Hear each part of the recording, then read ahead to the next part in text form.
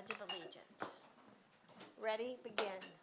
I pledge allegiance to the flag of the United States of America and to the republic for which it stands, one nation, under God, indivisible, with liberty and justice for all. Okay. We did take action in closed session tonight. The first is the Glendora Unified Board of Trustees in closed session upon a motion by Mrs. Reuter, seconded by Ms. Borg, and a vote of 4 yes, 0 no, has approved the settlement agreement for OAH case number 2022070686. The Glendora Unified School District Board of Trustees in closed session has regretfully accepted the resignation of Dr. Virginia Kelson, effective November 2nd, 2022. It was moved by Mr. Ellenson, seconded by Mrs. Reuter, and the vote was 3-1.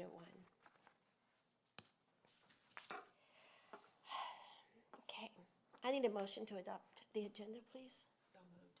Second. Thank you, Ms. Borg. Second is Mrs. Reuter. All in favor? Aye. Motion carried. I have been neglectful. You see this man sitting over here. I don't know if any of you wonder who he is. He is our interim, one of our 3 interim assistant superintendents of human resources, Corey James. Thank you so much. We do value you. And we noticed that you were there. But, so I don't have a statement tonight, so we will just move on to public comments. The first one is Rebecca Bishop, and following her will be Jean Lopez.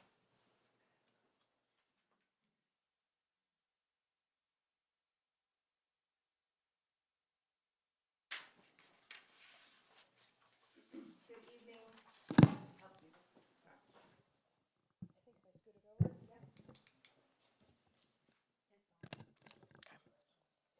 Okay, thank you.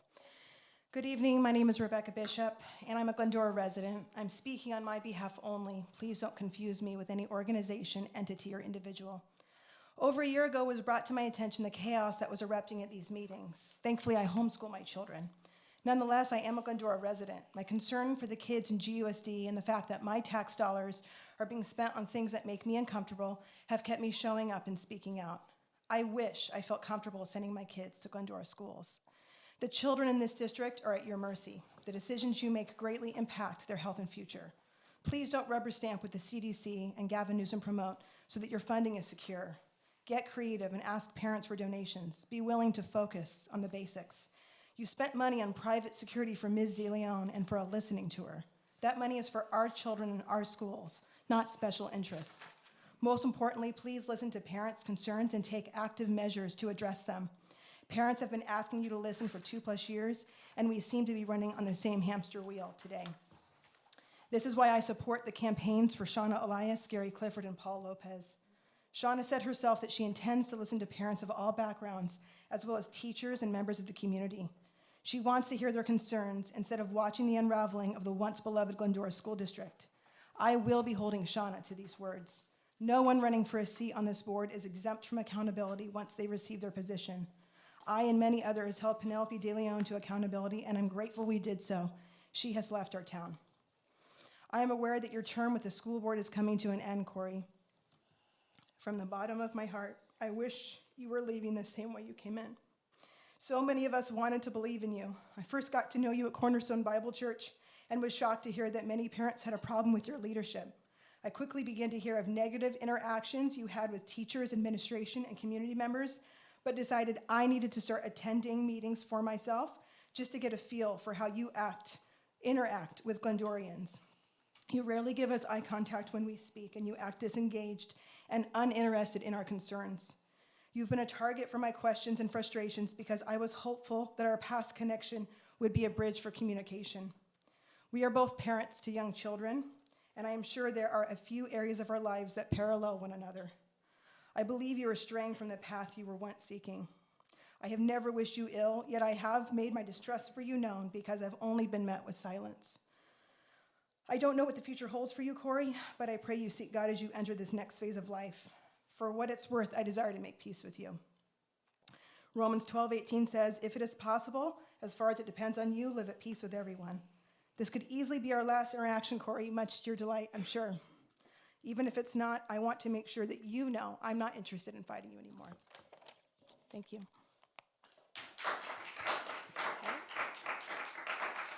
Okay. And after Mr. Lopez, Carrie Magana. Good evening. I'm Gene Lopez, a member of the Community Committee on Ethnic Studies, and we too are saddened by your resignation, and wish you the best of luck. Godspeed to you. So we had a meeting last week on the Ethics Committee, and a timeline was brought to us, and I've often questioned the timeline that we were looking at. If you look at AB 101, the Ethnic Studies Committee, the Ethnic Studies curriculum needs to begin in the fall of 2025. Dr. Kelson may have given you the same timeline, and I'm a little concerned about that because it's about a year forward. For example, the timeline suggests that teachers begin fall 2023, late spring 2025, the teachers to meet and develop the course development. Well, spring 2025, at the end of this time period, only gives us a few months before the curriculum needs to be delivered to students in the classroom. So I'd like us to take a closer look at this timeline and see if we can't move it back so that we are prepared for the fall of 2025. And in doing so, I think that the community committee needs to meet a little more often. I think it was kind of,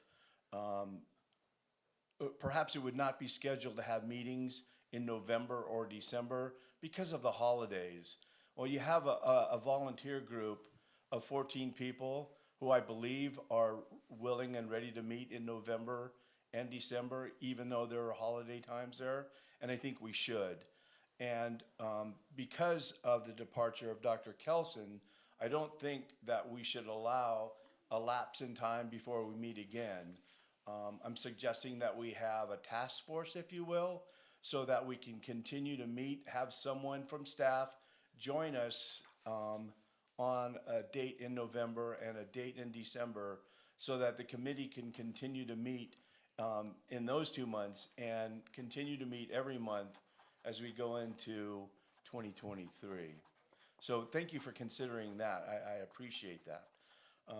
And furthermore, and this is off that topic, a couple of meetings ago, maybe 3 meetings ago, I was concerned about the benefits package in our insurance policy.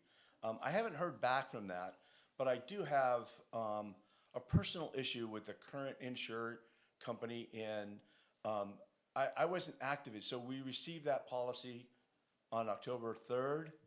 I wasn't activated until today. That's a concern. Thank you for looking into that. And Carrie Magana.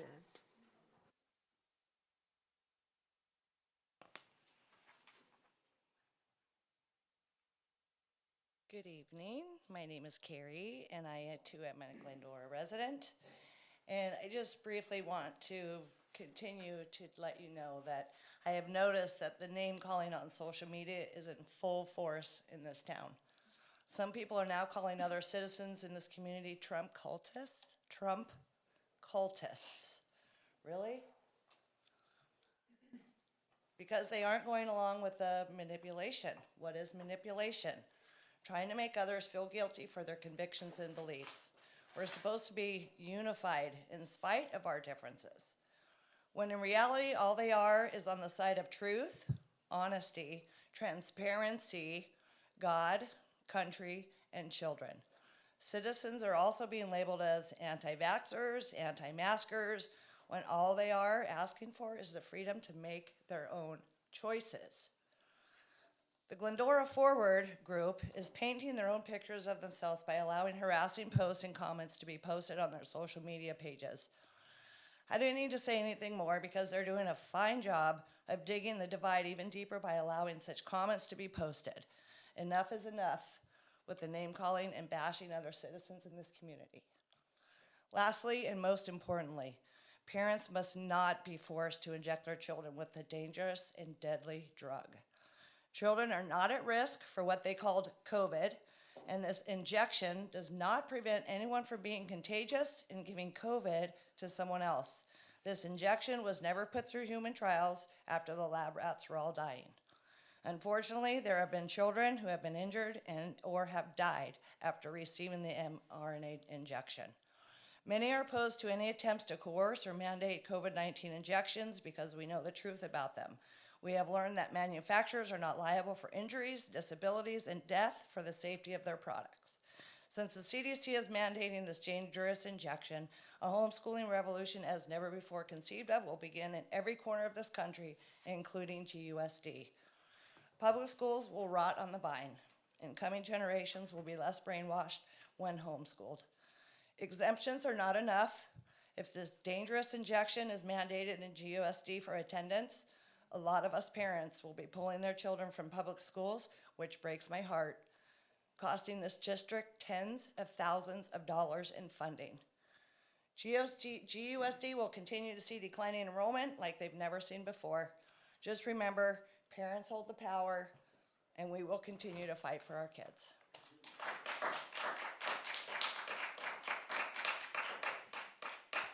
Is there anyone else who wishes to speak? Okay, then we will move on to Josh. It's your turn. Would you please give your report? Thank you. Well, thank you for having me again. And this is the student report on 4 schools. La Fecha Elementary first. This is an exciting week for La Fecha. PTA sponsored a character building BMX assembly on October 14th. Everyone enjoyed the cool bike tricks, including jumping over their principal as the grand finale. October 18th was our fun run, the culmination of our fall fundraiser. Students ran through a cone course, wearing trackers to count their laps, and the top 10 winners from each grade level were rewarded with prizes and cheers. It was a little warm, but a lot of fun. On October 20th, teachers participated in a PD focusing on improving safety practices and protocols, as well as best practices for maintaining a safe and nurturing classroom environment.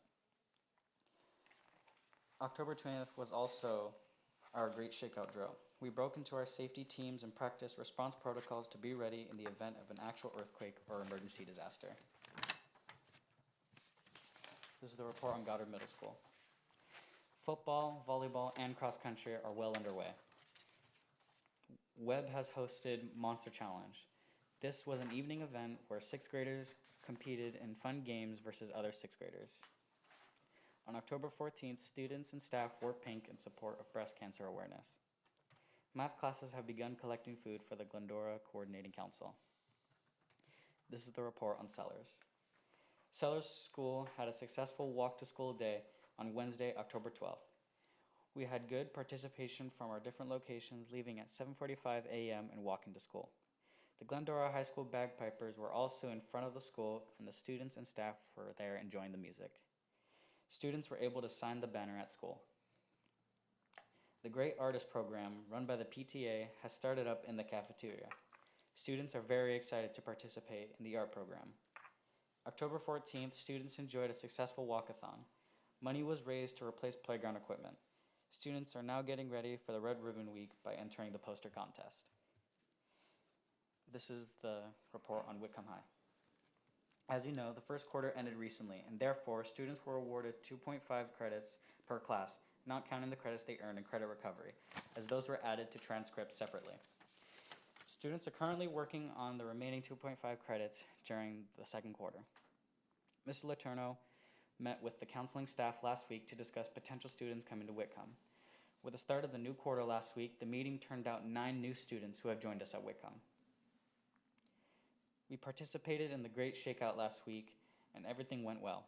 The students took this event very seriously, responded well, and were helpful with the other programs on campus, both young and older, in making sure that all students were where they needed to be. The leadership class has been working to put together some activities for our students as Red Ribbon Week approaches. Our counselor met with a representative from Aurora Chara Oak to discuss the possibility of doing a presentation on chemical dependency and the effects of drugs, specifically fentanyl.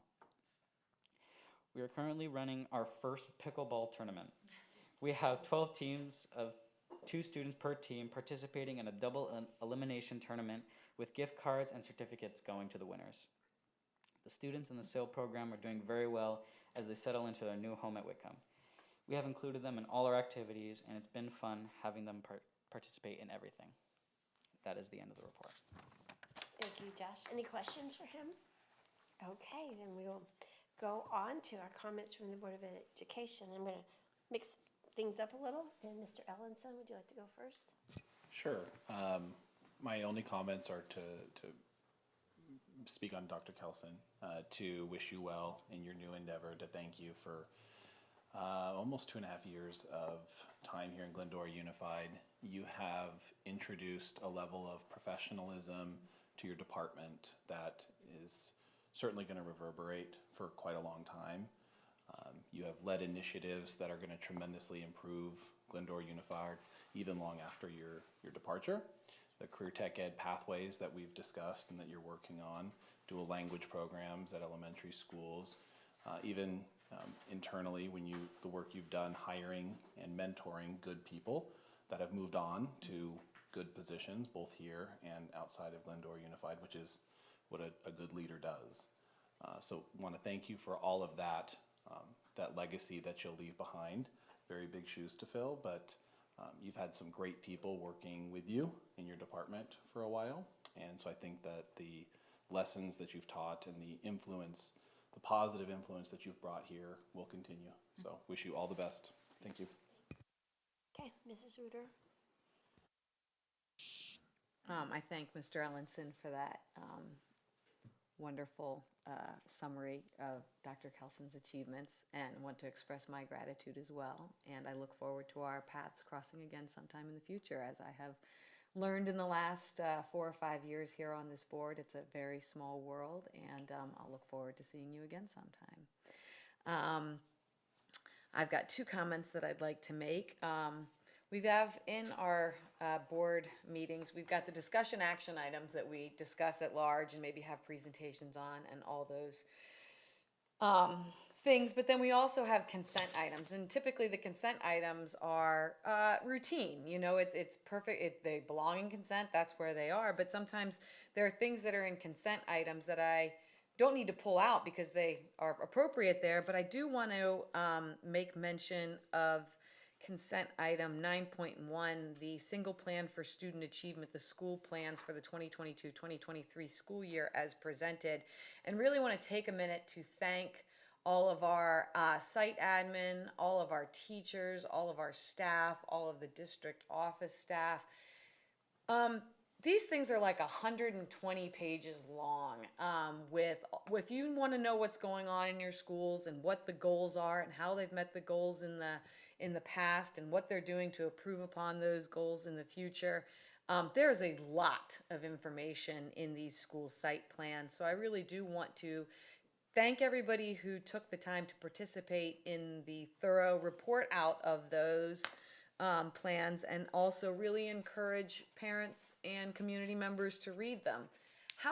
It used to be that we would get abbreviated site plans as parents, like sort of little report cards. How are the site plans delivered to families now?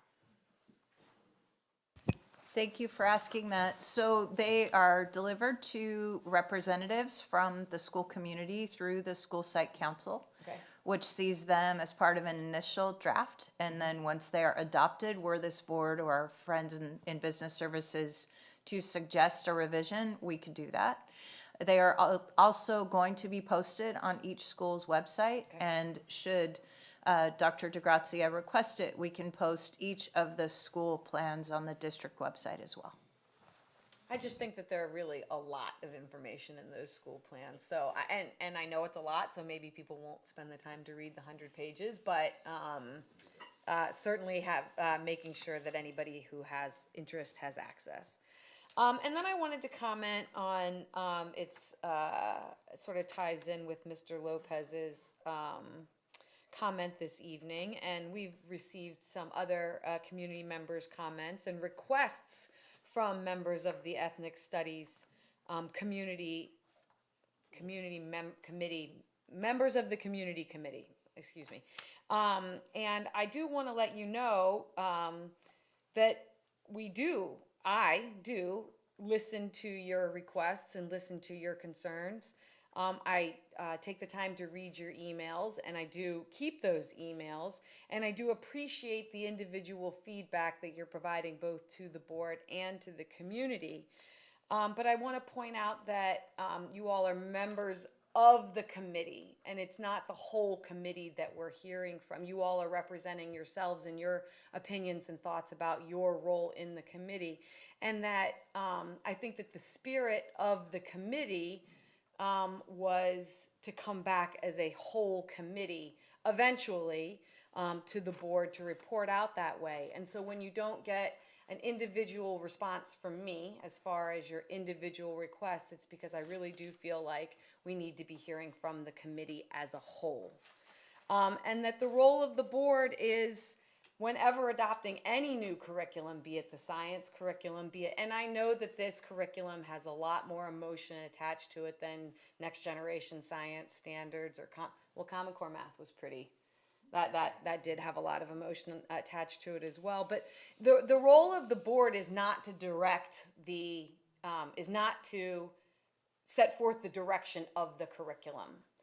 The role of the board is to approve the curriculum that's presented to us. And so I appreciate your comment about the timeline and getting the teachers involved a little bit earlier. You know, it's something that I will follow up that way to make sure that everybody's prepared. But I personally am not in a position where I feel like I can make any sort of recommendations or make a motion to move on anything before the process, the established process for curriculum adoption for all subjects has run its course, and we follow that process. So I just want to be a little clear on why I don't think it's appropriate for me personally or this board, frankly, to be making any sort of decisions in regards to the ethnic studies curriculum at this time. And those are my comments for this evening. Thank you. Thank you. Ms. Ward? Thank you, Mrs. Merkley. I want to add one more group to your thanks for school plans, and that's the parents. The parents are also involved in that plan, and they're part of the school site council, which, if I'm not wrong, has to approve that plan before it comes before us. So they've all been approved by their school site councils and probably had some rewrites on it. And to be honest, it's a living document, so they can change it throughout the year if they meet a goal or they meet one of their action steps. So I too would encourage you folks to check and go on the website and read them. They are lengthy, and I have to say thank you to whoever. I know I've asked for a couple of years to have those presented. Usually they're sitting on a table in about 7 or 8, 10 binders, and we see it, and that's all I've ever seen. They were sent to us electronically this time, so we really did have time to go through and read them and look at the goals, the action steps, and it's all based on data, folks. It's based on the data that each school collects from their classroom work, from the SBAC testing, from assessments done in the classroom. So it's not just one area. So please take time to go look at those. And then if you have questions, contact your school principal. I also attended last week with Dr. DeGrazia and Mrs. Merkley a meeting with the city manager, the assistant city manager, and a city councilman for the city of Glendora, where we are working towards collaborating on, I'm going to tell me if I'm right here, master joint agreement, because we share some facilities, that's part of it, including sports fields, a school resource officer who's here with us tonight. We also have Glendora Police Department support. The city of Glendora pays for our crossing guards right now, has paid for them. And they also provide us library services. And if you haven't used the tutor information from the library. Find out how to use that if your child is struggling. Anyone from kindergarten through grade 12, they've got tutors for every subject, every grade level, and they'll work with you, and it's all done over the phone. We both agreed, both the city and the district, that this district there's a need for capital improvements, but how to pay for it. We need aquatic center work, we need the GHS track, we need field turf replacement, and we have agreed to work collaboratively to pursue funding through grants, budget requests, and possibly a local measure. So that work is ongoing, and then on November 3rd, we are having a joint meeting with the Glendora City Council at the Bidwell Forum. So that will be our board meeting and their city council meeting for that particular evening, and I invite you all to attend. 6 p.m. 6 p.m. Thank you. I happened to be in a meeting with Dr. DeGracia and Mrs. Merkley the other day when we had the great shakeout. So we were all under the table waiting for the shaking to stop, and then we all went outside together and took roll and made sure everybody was accounted for. So the district office participated in that as well. I was able to attend the last couple of volleyball matches since I do have a kind of an affinity for women's volleyball. I enjoy going to those matches. And our girls won league. So that was really exciting. I also went to the CIF game, which they played Arcadia, I had an interest in both that day. And they actually won in 3. It was quite exciting. But I will tell you, one of the other exciting things I saw were the students from Arcadia Unified that were up on the 2nd level running a streaming session of that match back to everyone in Arcadia.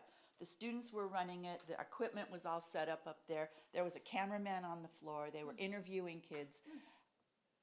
That's what I'm hoping for Glendora. Get ready, high school. Hopefully we can bring something like that so that these kids get such an experience. And they run what they call the Apache News. And it's videotaped and sent out across the district and to families. Talk about communication. You get right on the spot from the reporters from the school. And those kids are able to go to way more things than administrators can be at the same time. You can send kids here or there, and you don't have to have an administrator. Like that one? All you folks. Can have one night off a week, maybe. There you go. It's really a great program, and I was speaking with the teacher about it, and he said, I do consultation, so we've got a name and a place to call.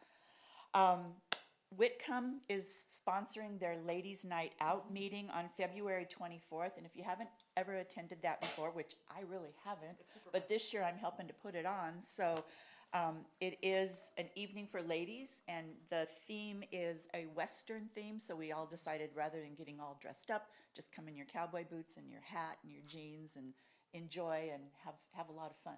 So I'm told, Mrs. Merkley. I'm the MC, so you know it's fun. Yeah. Okay. I also walked to school with the grandkids on the 12th, and it was a lot of fun. The PTA had provided them with signs that they carried all up and down the street and letting the neighbors all know everybody was walking to school that day. So it was pretty cool. And of course, then Mr. Bishop had the bagpipers out here waiting for them when they got here, so that was kind of exciting too. I will say, back to volleyball, the second round of CIF, the girls weren't successful, but they had a great season, and I want to congratulate Coach Noriega and her team. And that's it. I was at that volleyball game too, and I learned many things, and it was so exciting. I was at Arcadia, and it was great. Went to the football game too. I only saw the first half. We leave at halftime, but it was great. We saw some great passes and kicks, and it was amazing. This morning I went to the SELPA Arts Festival. SELPA is a special ed, and it's for, I don't know how many districts are in SELPA? A bunch. There were so many buses. It was at Royal Oak Intermediate School in Charter Oak School District in Covina. And there were art displays that these kids had done, and there were hands-on activities, which were really fun. I got to throw some I was not successful, throw little rings around hats. It looked easier than it was. And I made a little sensory thing, and they had occupational therapists, they had teachers. It was it all so ages? cool. Mostly elementary, but some middle school. Yeah, so it was very cool. I really enjoyed it. And last Friday, I got to go to the Citrus Community Day at Citrus College. Oh my stars, I was blown away with all of the cool programs that they have. They have a biotech program, and they learn how to do all kinds of things like hold pipettes, all the stuff that I don't really know what's going on, but it was way cool. They said this, they have UCLA graduates who have degrees in biology, but they don't know how to use these other machines, and they actually come to Citrus to learn how to do this. And they have jobs. They have I can't remember the names of the companies, but they have pathways with these different companies so that the kids can, after 1 year at Citrus, can go and get these good jobs. Also, the nursing, they have these. It's a great program. They have what was that called? Eric, what was that called? The hi-fi, the mannequin. They just got this mannequin. What? Sim Man. Thank you. And it breathes and it coughs. Well, they have somebody behind the curtain.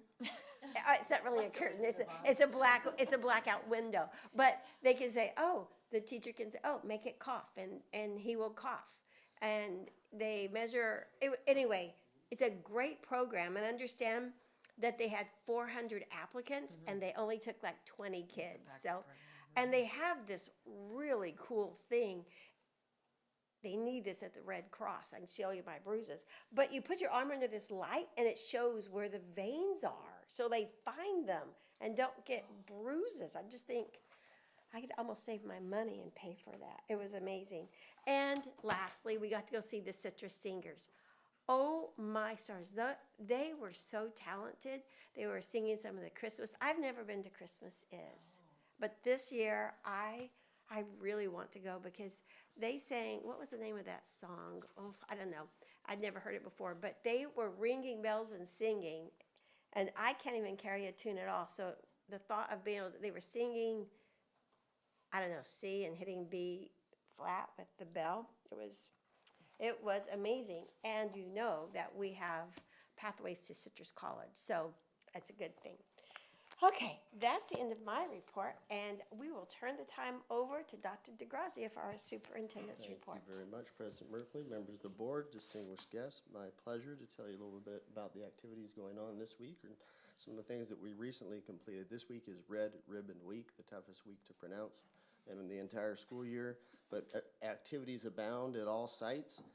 Wednesday night, really important night. Parent night at 6:30 p.m. in the Little Theater. Mr. Osborne and Dr. Corona from Glendora High School will present on drug and alcohol trends among teens. Students in grades 6 to 12 are also welcome to attend with their parents and guardians. So come on out to that. That's an important event. Related to that, there will be a fentanyl training for parents to understand what it is and what it isn't and how to help with this new issue and great concern. November 14th and 15th, it will be sponsored by the LA County Department of Public Health. 14th, it will be presented in English. 15th in Spanish. And on the 16th, there will be a specific training to students. We will send information out on that this Thursday, I believe. This week, that information will go out. As some of the board members responded, kudos to all of our fall sports student athletes. Done an outstanding job. Volleyball for sure. 25-5, league champions, CIF first round win. Field hockey has also qualified for the CIF playoffs, and football is on track with a win in their final game that's upcoming to qualify for CIF as well. The Glendora High School Tartan Band also recently took first place in the very prestigious Placentia Band Review. They do an outstanding job, and the number of parents and participation and support that we have from the community at large in such a program is a sight to see just for a halftime show. See that one time. It's thoroughly impressive. The Glendora Ed Foundation on November 2nd, coming soon, next week, 5:30 to 7:30 p.m. at the Bidwell Forum. They will hold a STEAM night with student activities available for students to attend and participate in. And at that night, they will be announcing their support of a groundbreaking collaborative project with Garner Holt, an industry leader in animatronics. They also have set their spring event. It will be held on Friday, April 28th, so look for more information upcoming on that. Ms. Borg referenced the city council meeting that we recently have. That's a quarterly meeting that we meet with the city council members and myself and 2 board members and the city manager. We discussed enhancing our partnerships going forward between the 2 groups, inclusive of safety, communication, and the joint use of facilities and of our facilities. On November 3rd at 6 p.m., as Ms. Borg announced, we'll have a joint meeting between the Glendora Unified School District and the City Council. Again, that's at the Bidwell Forum. Congratulations to a couple of teachers who just recently received grants, and with thanks to the California Retired Teachers Association. Patricia Aloff, an interventionist teacher at La Fetra, and an outstanding one at that. And one of our outstanding special education teachers, Jennifer Crum, here at Sellers, just recently received grants, and that they were awarded those from the California Retired Teachers Group. We thank them. We are working to apply for grants from the state in regards to CalShape grant.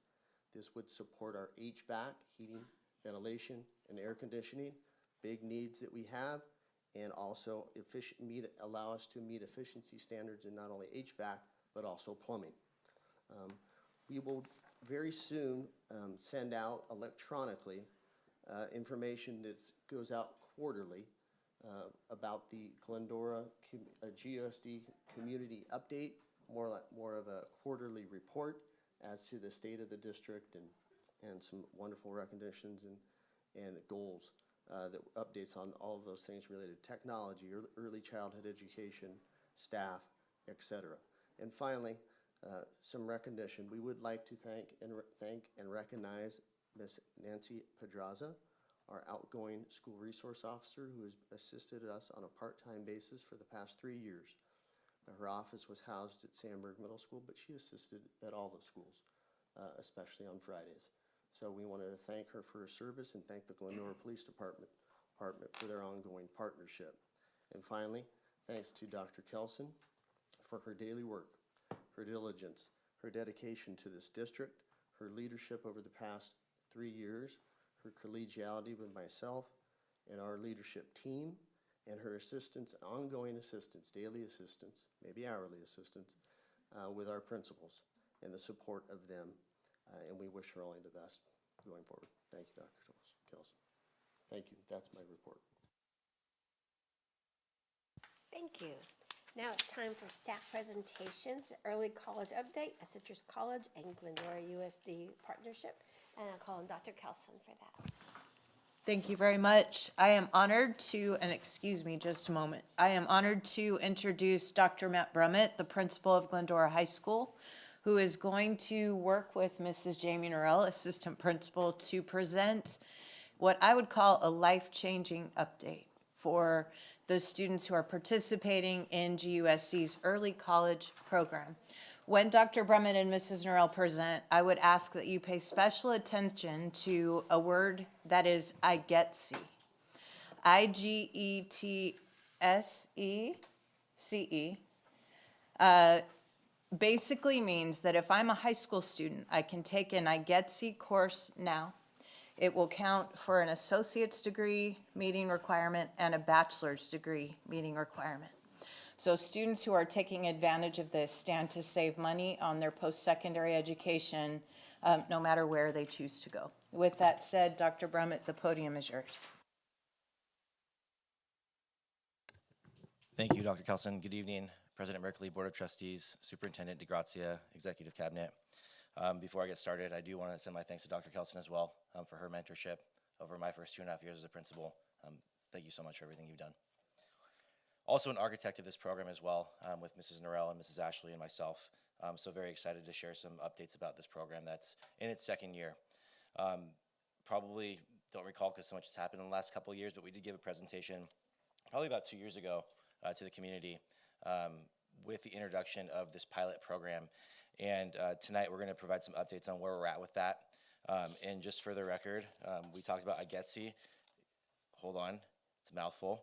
The intersegmental General Education Transfer Curriculum. So that's why it's called IGETSI, because it's pretty long. So we're going to give some updates on that. And I'm going to start out by giving a quick overview of the early college program as we know it at Glendora High School. Many other schools might call it a dual enrollment program or a dual credit program. We thought, what better way to describe what it actually is than calling it early college, because students are really truly getting college credit to complete this program and be a part of this program. Next slide, please. All right, perfect. So the Glendora High School and Citrus College partnership is long-standing.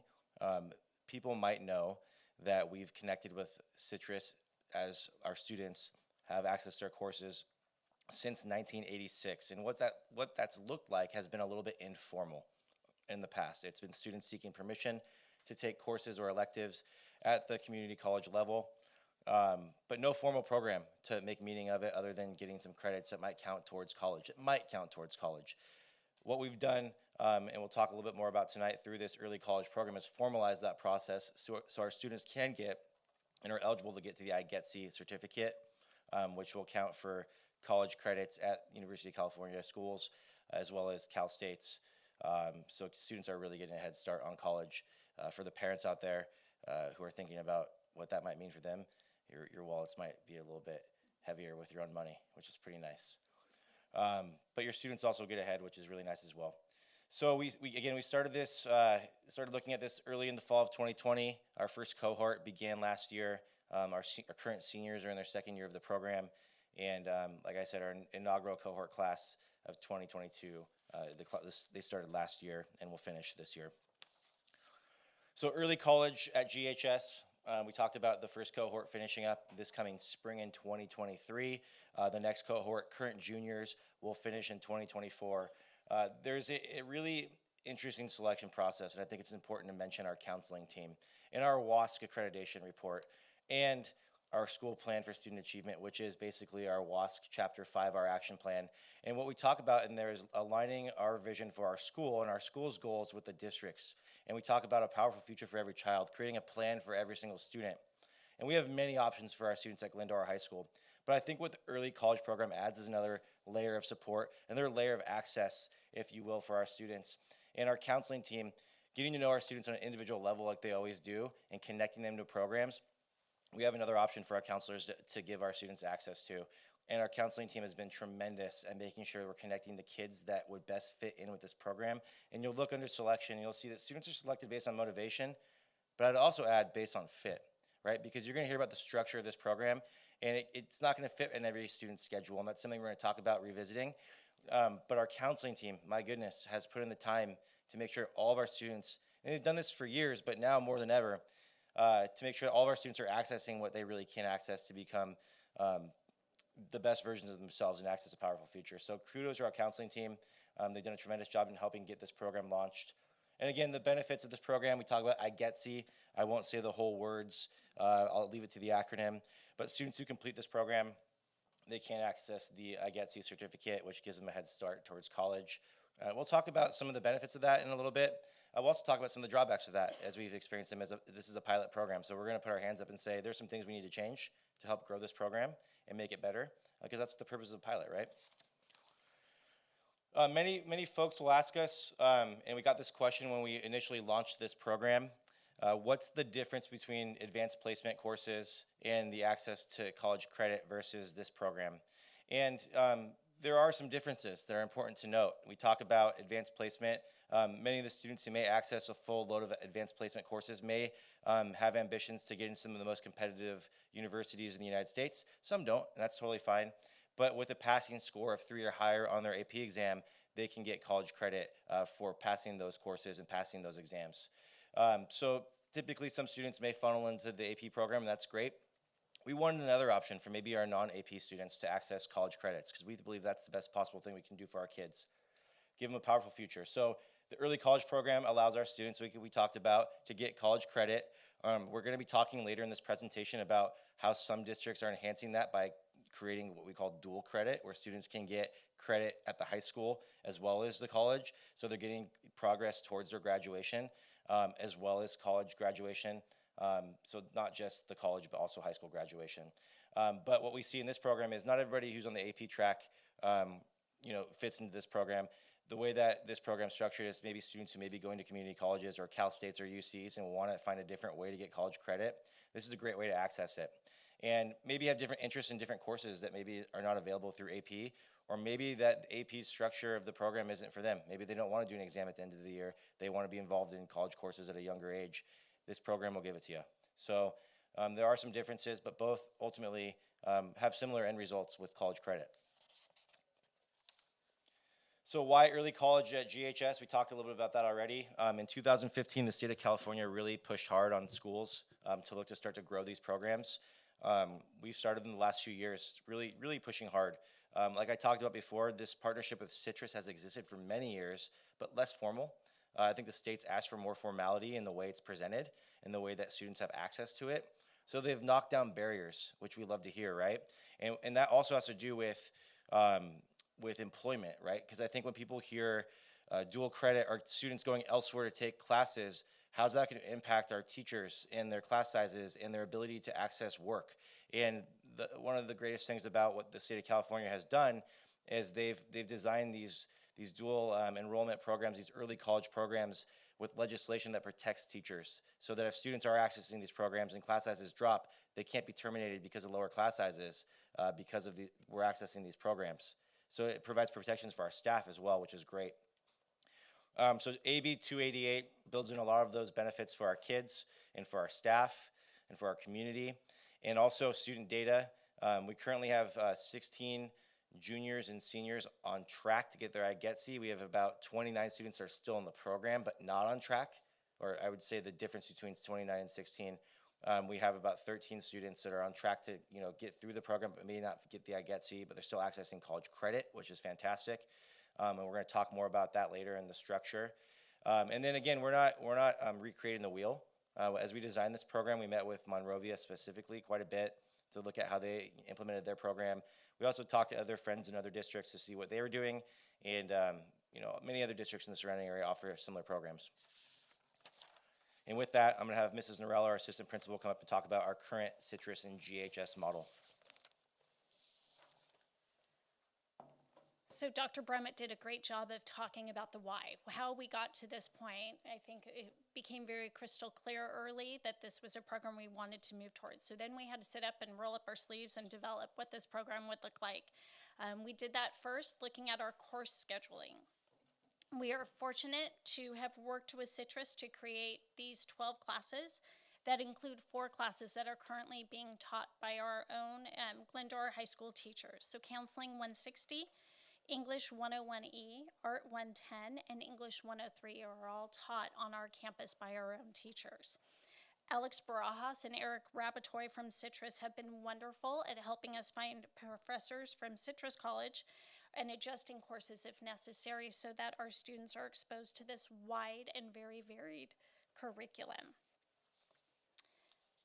Moving on to the next slide, all of these courses we also decided that needed to be taught on our campus so that our students had easy access. We have developed a schedule where students come during 0 and 7th period for these set of classes so that they can still access the GHS curriculum during their school day. Looking at the classes, for the cohort of the graduating class of 2025, so the next one that we will recruit, we are going to market this program so that students can take either or both classes. So no longer are we going to really look at a student who we feel can fit both 0 and 7th.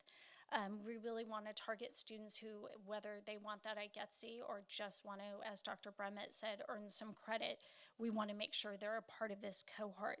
So we will be looking for students who, if they want to drop in into certain classes, are still able to be a part of the cohort moving forward. These classes do count as a part of the minimum number of courses that students have to take on any given day on our campus.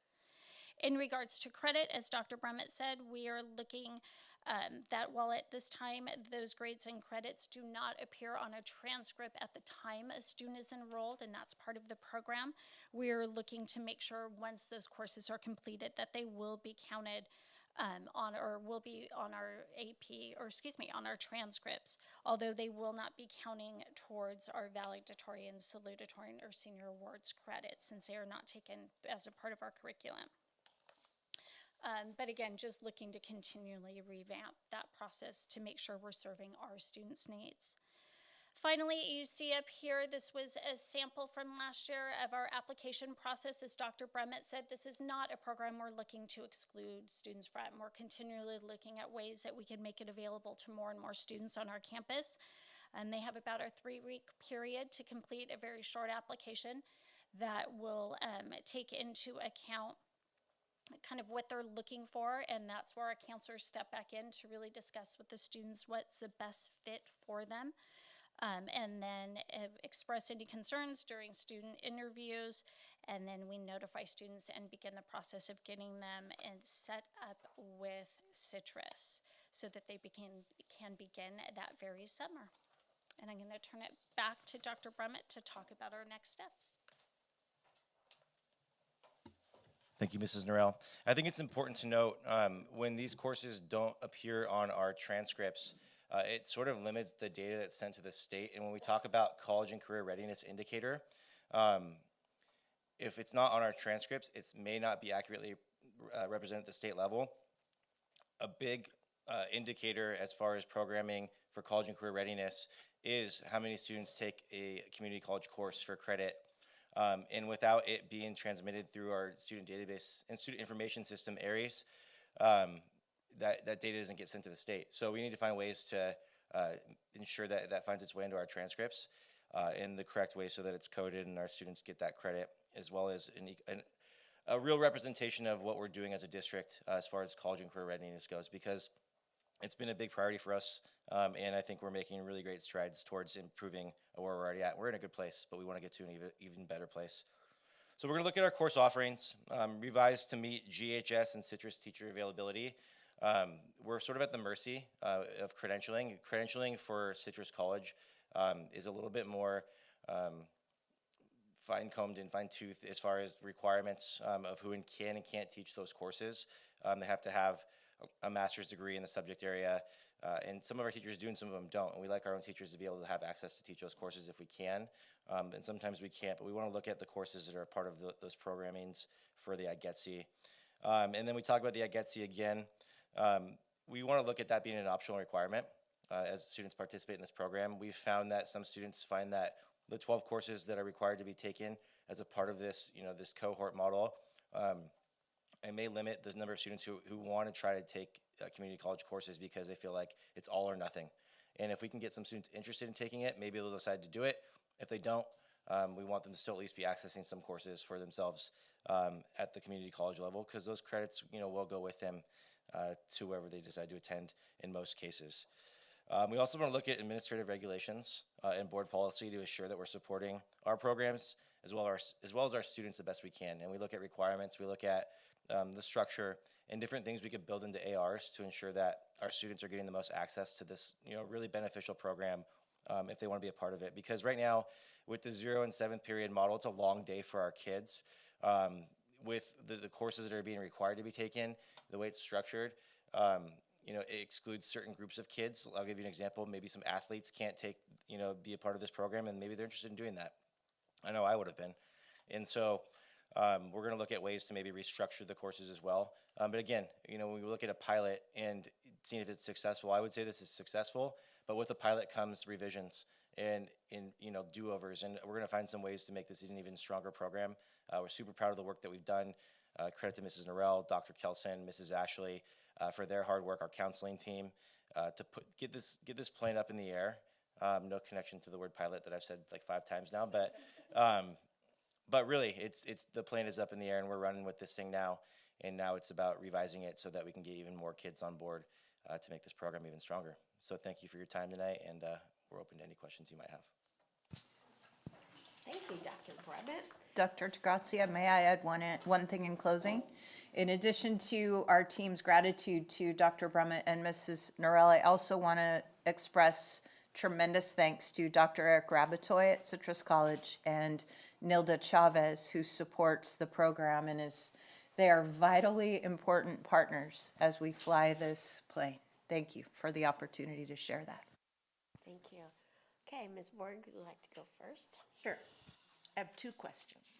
One, how does this get out to families, parents, and especially parents of kids that are, if you will, underserved, may not have computers or Everybody's got a computer now, Sandra. not, We provided them with them. well, no, I mean, mom and dad don't. Okay. I think they're giving, the kids aren't giving them their computer. Yeah, that's a great question, and thank you for that. So we have a number of ways we communicate with students and families, right? We have our website, we have our newsletter, we talk about limited access to email.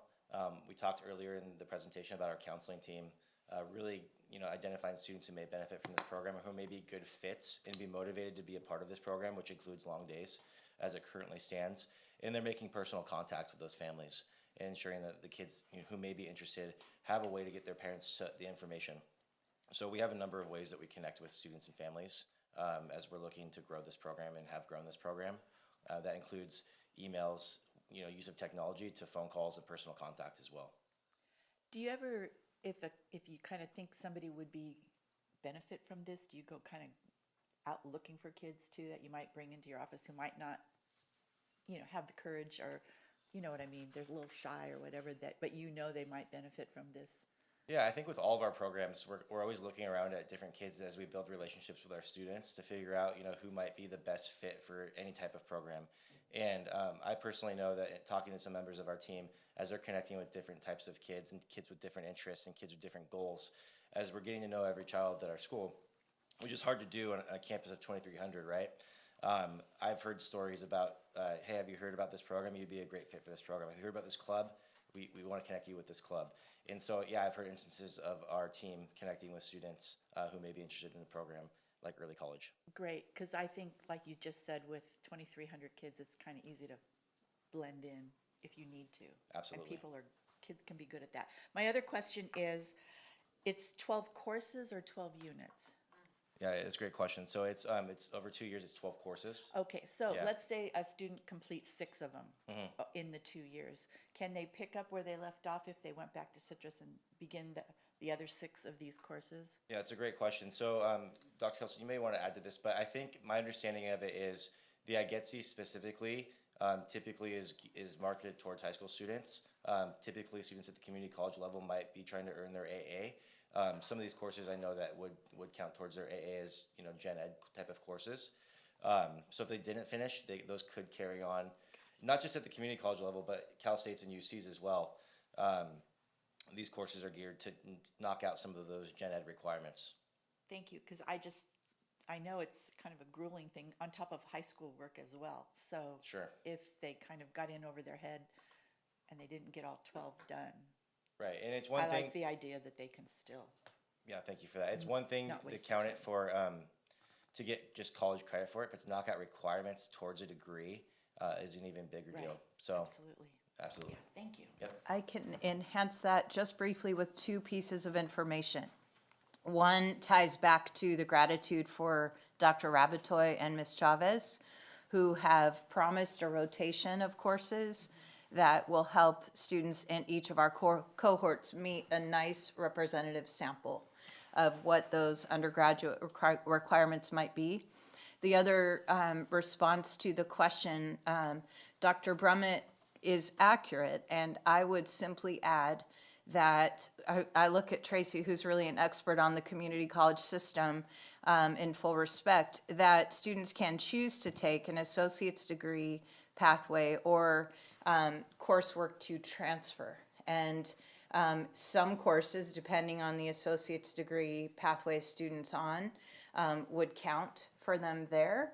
But they may in fact say, you know what, I'm going to earn an associate's in cybersecurity. They may or may not need those other sort of liberal arts degree courses. However, should they choose to transfer to earn a bachelor's degree, they have the opportunity to do that with the courses they've taken for free with us. You're welcome. Okay, Mrs. Reuter. Thank you very much. Thanks for this presentation. I do remember your initial presentation on this topic, and I'm so glad to hear that it is gaining speed and that you're sort of adapting as you move along. You did talk about one of the barriers to having sort of a little bit more flexibility in the schedule, maybe being the credentialing of our teachers. And I think that that's probably what took us, as I understood it, I could be wrong, the longest to get it going at Glendora High School. And that they, can you just say a little, so we've got, you said 4 of the classes are being taught by our Glendora High School teachers that have been credentialed then by Citrus College. The remainder of them have to be taught by Citrus College professors coming to Glendora High School. That's correct? That is correct. Okay, and so did you say we're trying to get a little bit of a balance over where we're shifting it to more of our Glendora High School teachers? We are definitely, obviously, as we're coming out of the pandemic, some of our teachers are feeling a little overworked. But yes, we continue to look at those classes. We just switched out one of our classes to include the anthropology, so we'll continue to work with Dr. Rabatoy to make sure we're offering classes that could meet the needs of teachers on our campus. But right now, those 3 teachers are the ones who've really expressed an interest in being part of that program. That's great. I'm glad that they're excited to do that. One other point of interest that I remember when I went, I think either on the Citrus College tour or listened to a presentation about this, is because it's a college level course, parents are not really involved and not permitted necessarily to be involved this way.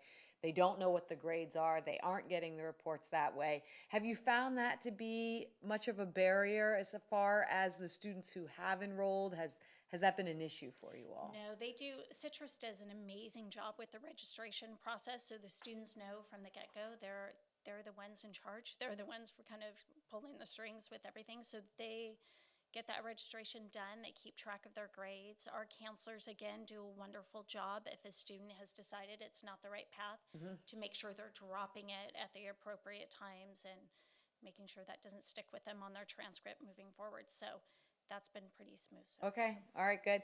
And then the other question that I had was it seems to me that you may get more kids, I don't know, involved if you could figure out how they could be getting credits both for the college that way, but also Glendora High School that way, so that they may not have to take that 7th period. Some of our, who knows? I mean, that's a long, so if they were to take a 0 and a 7th period, how long would their day be?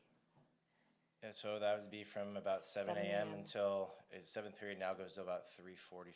Yeah. So it could be a long day with maybe a break in between if they're taking some less classes, then Okay, so if they don't have a 5th or 6th, they could go home for a couple of hours take at a lunchtime. nap or have some lunch, yeah. Okay. So it's still a long day. Yeah. For anybody. So yeah, definitely building into our schedule where possible. How does that work though? How do you get it where you, what process or what I don't know what the right word is, where you would be able to give credits both that way? Yeah, so it has to do with policy, Okay. definitely, which I know we've looked at a little bit. And also looking at graduation requirements at our site. Okay. In alignment with what the IGETC asked for. Okay. So seeing what courses, and I think right now we're talking about it just counting for senior English as a starting point. All these classes, I'm assuming, are A through G because that's where they're transferring to. Yeah, so right? yes. Okay. However, I know that's 2 separate things, but Right. at least it's going in the same direction. but may not meet Glendora Unified's high school graduation requirements as far as what's counting for high school credit, right? So if we have, for example, a U.S. history class, and if that's not as a part of the IGETC pathway or courses, they still have to take that at the high school level, right? And so that's going to increase their course load. Whereas some of the other courses they offer might not be a course that we offer. Getting creative with ways that could be counted for elective credit, as Dean noted on the transcript. Even elective, yeah. Yeah, so there's ways that we can look at doing it. It just gets nuanced a little bit, and we're looking into that for Yeah. sure. I think it just might encourage more kids to participate if they can, just have it run all together at the same time. Sure. Are you all talking Mrs. about? Reuter, on that point, Yeah. so then perhaps maybe there's something the board needs to do Yeah, that's to what when you- support the program, right? So if there are adjustments to board policies or administrative regulations, please bring those forward, Dr. DeGrazia, if we can do what we can on our side to support the program and make it easier, I think we should do that as well. Yeah, I think we started to look at policy, and I think that some has been put into place recently or is about to be. So at the next direction, when Dr. DeGrazia and the team are ready, Dr. Brummett has actually been working on this on behalf of students for quite a few months and has some proposed drafts that he can share when you're ready to hear them. And I would tell you, just from an outside reader perspective, I think they're highly favorable. And Glendora has actually been light years ahead of other districts I know about in terms of what we have in writing to support students in these endeavors. So there are some significant yet not monumental changes that can be brought forth. Also, thank you. And then finally, I realize that this is a pilot has been a pilot program, and you don't want to have 500 kids start at the first year. It is helpful to have a smaller kind of cohort going that way. But I do think that you've got a great thing going here, and would encourage you to start talking about it at the middle schools. That's a good thought. Yeah, I'd really encourage, we've got a lot of really unique programs, really awesome things that are coming through the high school right now that can figure out how all kids can be successful upon graduation, whatever that might look like. Okay. We're really looking at our CTE programs right now. We've got amazing things going on in AP. This is just another thing for our middle school kids to get excited about when they go to the high school as an opportunity. So as the capacity grows, as you've got your plane fully flying, I really would encourage you, because I do think that if this is something that kids know that they can count on coming into high school for financial reasons, for you name it, it would become a much more robust and popular program that way. Thank you for all the hard work. I appreciate what you said about how it's been a lot on teachers' plates for the last 2 years, but this is really cool, and I'm really excited that we've got some teachers that are excited about it. Thank you. Thank you. Mr. Ellison, do you have anything else? Thank you. It's turning out really, really well, so just thanks for all the work. Mrs. Norrell, I don't know if you remember, it was several years ago now, that I toured Monrovia High School and brought back my perspective of that and some materials of what they did, and I really love the way that you've developed the Glendora program. I think it works for us and it works with our teachers. It's unique, as I knew it would be for us, and I think it turned out really well, so thank you for that. I'm curious about the teachers you mentioned. I think you said 4 teachers currently teaching courses and 3 teachers are expressed interest in something. It's actually 4 courses, but one of our teachers teaches 2 of them. Okay. Who are those teachers and who are those courses if you don't? Mrs. Kathy Hubie teaches the 2 English. Then we have Mrs. Lucy Manalo will be teaching the art class, and Mrs. Michelle Ashley teaches our counseling course in the summer. Awesome. Thank you for that, and tell them how excited we are and how grateful we are they're part of the program too. It's awesome to have our own teachers doing it when we can. So, thank you. Ms. Morgan, here you have one more question. Yeah, I do. Listening to Mrs. Reuter, is this a unique program to Glendora? Is it unique with other districts around us? Is this something we have that others don't? It's not distinctly unique. It's becoming more and more common. Okay. So as we've built this program, we've consulted with other districts, Monrovia being one. Right. But no, many districts are accessing these early college dual enrollment programs. I'm thinking about declining enrollment. Would Sure. this attract students to come? I think so. I think it has to do with the level at which you're providing the program. And I know that we have a quality product, especially with the IGETC. I don't know that all districts that are offering it, and Dr. Kelson can speak to this as well, if they offer the IGETC or if they just offer opportunities for students to take dual enrollment courses. The IGETC could be a difference maker, I believe, as students look to get that certificate and knock out many of their gen ed requirements. Yeah, of course. Thank you. Okay. And this is just for juniors and seniors, right? Okay. Yes. Oh, wait. Whoa. No, walk away. How many actually applied? We have 16, you said? 16 in each cohort? Yeah, I think our original cohort was 29 students. And then after the year we came out of the pandemic, it did go down to about 16 who originally started it. And we have 13 still apart. So, and none have dropped. It's again that kind of coming in and out that we're starting to see with their extracurriculars. So all those applied were accepted? No one was turned away, but there were some who applied who then counselors reached out with maybe some concerns that there were other programs that could better support them on campus, that maybe this wasn't the program to best support their goals. We also have concurrent enrollment where we have, I think we're up to 35 this fall, different courses that were being accessed from our students. So there's different pathways, and our counselors have done a tremendous job setting those up for our students. Great, okay. Let's see. For the teachers that are teaching these courses, are they extra classes or are they part of their regular load? They are extra because they are Citrus employees for that time. They're not Glendora Unified. They Okay. follow their own calendar even, so they have different days that they attend and have class. So it is interesting that it's a college. And that was one of the difficult things with block schedule. Yeah. Was to find a college professor who was willing to work every day and work in that. So that's a continuing. So, but the high school teachers, Glendora High School, it's extra for them. Correct. And so they're, They're that's teaching, a lot. yeah, they're teaching our 5 classes and this as well. And then they're being paid by Citrus? Okay. Okay, that's great. Okay, thank you very much. We really appreciate it. We're excited about this program. Thank you. Thank you. Okay. Wait a minute. What? Does Josh have any questions? Oh, thank you. Okay. Okay, That's true. yeah, sorry, Josh. If you want to say anything, just get my attention, just whatever you. Stand up and scream. No, don't scream, but yeah, throw something at me gently. Okay, discussion action item 6.1, approve the AB 1200 public disclosure agreement and direct staff to adjust the appropriate account codes and update the 2022-2023 district budget. And that sounds like a Mrs. Vicar. I move Thing. that we, Thank you very Yeah. much. Mrs. Reuter moves, who seconds? I second it. Okay, Ms. Borg, thank you.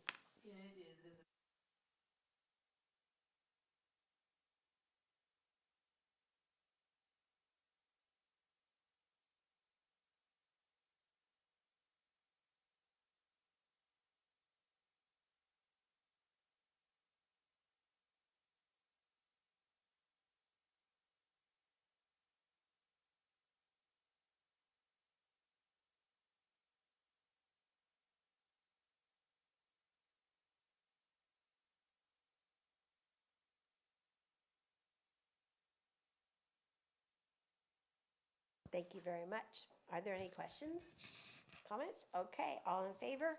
aye. Any opposed? Okay, motion carried. 6.2, approve the implementation of the tentative agreement between the Glendora Unified School District and the Glendora Teachers Association, Classified School Employee Association, Glendora Chapter Number 247, and the Glendora Leadership Association, Unrepresented Management and Confidential Employees as presented. May I have a motion, please? So moved. Thank you, Mrs. Reuter. Second. Thank you, Ms. Borg. Appreciate that. Mrs. Vicar?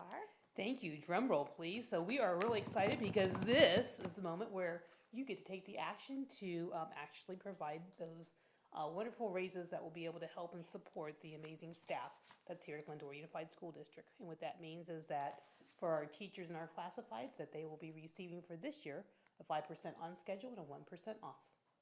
That's great. Thank you. Any comments or questions? All in favor, say aye. Aye. None opposed, motion carries. Okay, 6.3, approve/ratify the amendment number 1 to Memorandum of Understanding between Glendora Unified School District and Los Angeles County Office of Education as presented. May I have a motion, please? So moved. Thank you, Ms. Borg. Thank you, Mr. Ellison, for the second. Mrs. Vicar? Thank you. Party. Before you this evening is an action that we had not planned to bring to your attention. However, we were in a recent conversation with LACO. As many of you may remember, we implemented what's called the BEST program, which we're using for our purchasing system and also for our financial system. There are also some other phases that need to happen. The cost to bringing on this particular program exceeded what the original estimate was. In order for us to be able to continue and bring on the other phases, there is a shared cost amongst the school districts that will be doing that, and our shared costs to be able to implement the next set of phases will be $242,000. Now, we could have paid this over a 3-year period, but there was a little bit of an incentive. If we paid it off early, we felt now is the time to do that. We know we wanted to move forward. We also asked that we not be on the later schedule for implementation. As you may recall, the first time that we entered into this contract, it took, I believe, almost 5 years to get to us. That was a long wait. In fact, we just implemented it this year. And so we have asked to be on the early schedule, and therefore we will be implementing and starting immediately with LACO for the next phase. We're excited about this. Our team is truly jazzed to be able to move forward. It also includes a new position control element, although we've brought one on kind of internally this past year to be able to help and support us as we look at our budget goals. This new system will definitely help us move forward in the future. And we save 5%. And we save 5%. Okay, any questions? I do comments? have one quick question. While I do appreciate that LACO gave us the 3 payment options that they did, along with a benefit for paying in full and getting to the head of the line, was there any option in this really? Not really. Okay, I just wanted to, There's not often an option. no, just for everybody's benefit out there, this was something that we had to implement. We just got to choose how we were going to pay for it. This is true. Okay, just for transparency's sake. Yep.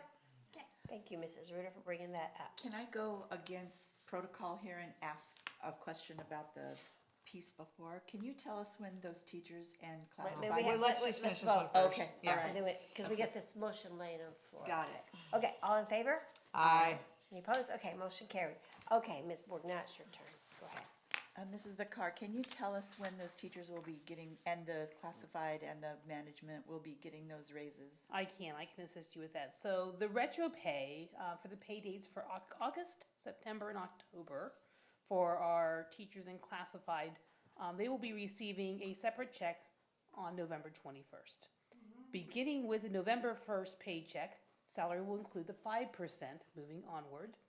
And then the 1% bonus, which is off schedule, will be paid no later than December 1st, and it will be included most likely with the December 1st paycheck. It's possible to come a little bit sooner. It is a little different for classified on that 1%.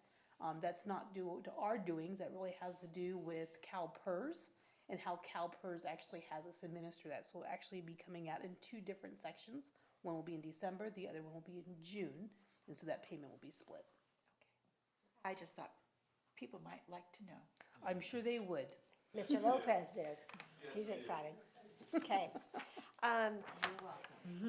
Next up is consent items. The Board of Education. No, we've got like 6. No, you got more. What? There's more. And Oh, 6.4. man, There's more. I went across 6.4. Sorry, my fault. I marked off 6.4. I got excited. Okay. Approve/ratify the developer fee annual report for the reporting period ended June 30th, 2022, as presented. May I have a motion, please? So moved. Thank you, Mrs. Ruder. Second. Thank you, Mr. Ellison. Okay, sounds like Mrs. Vicar again. It is. This is an annual report that we bring to you each year. And we are pleased to share with you that there was quite a bit of building that happened here in Glendora last year. And with that, we received $440,000, $440,192 in developer fees this past year. That was actually an increase from the prior year of over $243,000. So it was pretty significant. And it's good to see that there's building happening and progress happening here in Glendora. And what do we have to use those funds for? Oh, that's a great question. So those funds are meant to be used on facilities. And they do have some specific rules that are tied to that as to what we can actually use them on. It'll be part of that leverage plan that I talked to you about some of the renovations and making sure that we use funds and that we leverage those funds that we have available to us to be able to fix some of our facility needs, such as asphalt, possibly replacement of some new portables. Any Will help us with our chiller thing in TK. there? We can use some things for the air conditioning, and we will definitely want to make sure that we get some mileage out of that because there's some other grant opportunities out there that we want to be able to leverage those dollars with. So there is very, very specific. We will be coming back with a more defined plan so we can share that with you overall. And then just lastly, just one little piece. You might is answer my question. There is an ending balance, and so I want to make sure that you know what the ending balance is. So there's been a lot of savings that have been done on this to be able to kind of save for where we need to put this money towards Overall, the account for developer fees sits at $3,583,000 and 867. Good saving, thank you. And do we, is there like, for example, the COVID funds, those ESSER funds where you had to spend dollars by a certain time period, are there restrictions on when these developer fees, we've built up a nice little nest egg, let's spend some of it. What sort of restrictions do we have on when it can be spent, or does it? We don't have that restriction on that, just restrictions on some of the things that we could actually have to spend Okay. developer fee funds on. Okay. But we are leveraging every other fund first before we go into that. This really is something that, this doesn't sound like a lot probably to some districts. It's a lot of money to Glendora. Oh, yes, it to have. is. And so it's a wonderful thing to have. We want to make sure that when we do go to use it, that we're able to leverage it with something else that will get us even more mileage with those dollars. So something like matching funds from the state? Absolutely. Okay. Whenever possible. Great. Thank you. All in favor? Aye. Motion carried. Okay, now we're getting to consent items. So Mrs. Reuter, I believe that you wanted to pull. Yes, one I of make a these. motion that we blanket approve all consent items except for item 10.2 under business services. May I have a second? Second. Okay, let's, All those in favor? all those in favor, you want to talk about it first? No, we're gonna do the blanket and then we'll go to that. Okay, all in favor? Aye. Okay, motion carried. So now 10.2, do we need a motion for that one? I move we approve, ratify Garner Holt Education through Imagination LLC, a vendor as presented. Thanks, may I have a second? Second. Thank you. Okay, I believe this would be Mrs. Vicar. This is an exciting one. This is actually, we're very excited to be able to introduce a new relationship with Garner Holt, Imagination Through Education. For those of you that don't know who Garner Holt is the leading animator for things that you see at theme parks such as Disneyland, Universal Studios, and theme parks throughout the world. He actually creates those images that actually move, talk, bring delight, amongst other kinds of things.